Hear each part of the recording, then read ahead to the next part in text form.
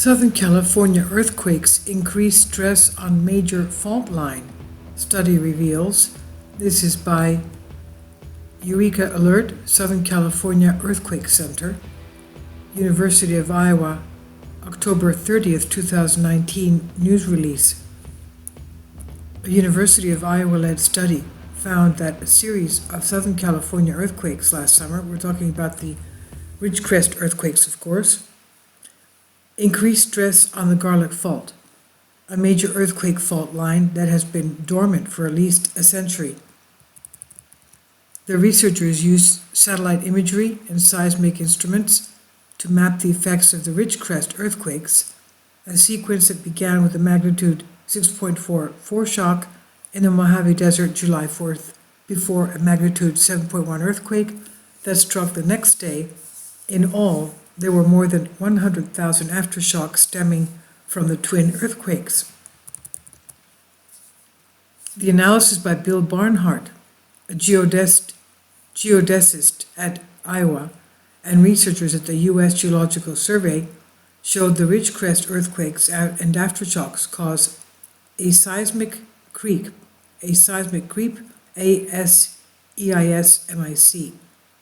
along a 12 to 16-mile section of the Garlock Fault, which runs east to west for 185 miles from the San Andreas Fault to Death Valley and perpendicular to the Ridgecrest earthquake region.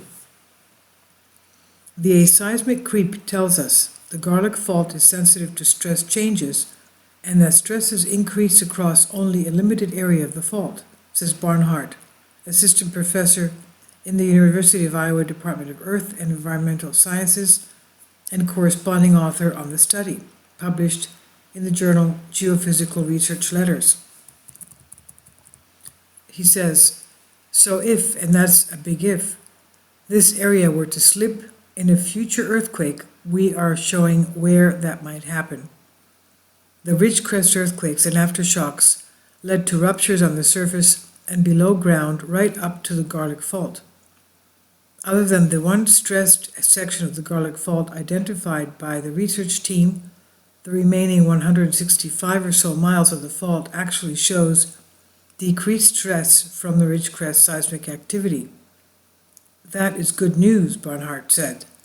A seismic creep is slip on a fault that does not produce the shaking or seismic waves associated with earthquakes. Creep on the Garlock Fault following the Ridgecrest earthquakes was shallow, occurring from the surface to around 300 feet below ground. The Garlock Fault has not produced large earthquakes since instrument keeping began, at least a century, but is considered a potential seismic risk to Southern California. The Garlock Fault has been quiet for a long time, Barnhart said, but there's a geologic evidence that there have been large earthquakes on it. It's a major fault line. Barnhart's team says the stress section could be capable of producing an earthquake between a magnitude 6.7 to a magnitude 7 if it ruptured. In other words, basically along the lines of what we already had on Ridgecrest. He said it would be an earthquake of the magnitude of the Ridgecrest sequence, Barnhart said. That means it would be big. You'd feel some swaying in Los Angeles, but it wouldn't be a magnitude 7.8. That could be more damaging. A seismic creep triggered on faults by nearby earthquakes in Southern California are relatively common and do not necessarily lead to earthquakes, Barnhart said. Another analysis of the Ridgecrest earthquakes, published this month in the journal Science, reached the same general conclusion about the effects of the Ridgecrest tremblers. Barnhart's study, though, identifies a longer stretch of the Garlock Fault that has slipped and gives a physical explanation for why the slip happened. On the study, the July 2019 Ridgecrest California earthquake sequence, kinematics of slip and stressing in cross-fault ruptures, was published online October 15.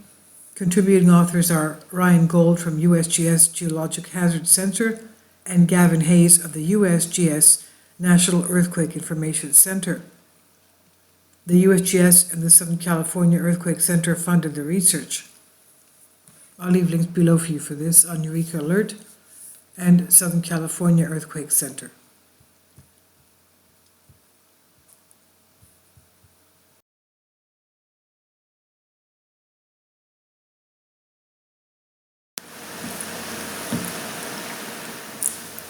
If you'd like to join me on my Patreon account, you will hear content not covered by mainstream media. These riveting stories will be based on my research, and I will state my opinions and give my personal insight on diverse and controversial subjects and world events not covered by mainstream media, and not supported by YouTube guidelines. So whatever I have on my Patreon, most of those will not be on my YouTube channel. Please consider becoming a member today. More of the most significant and important videos will be on my Patreon channel. Your support helps me to continue my research and keeps this YouTube channel alive. And we depend on your support, your generous charity, because we help economically challenged families here in Athens, Greece, in Kapota, and we also help the young generation with university tuition and the community around our church. Thank you.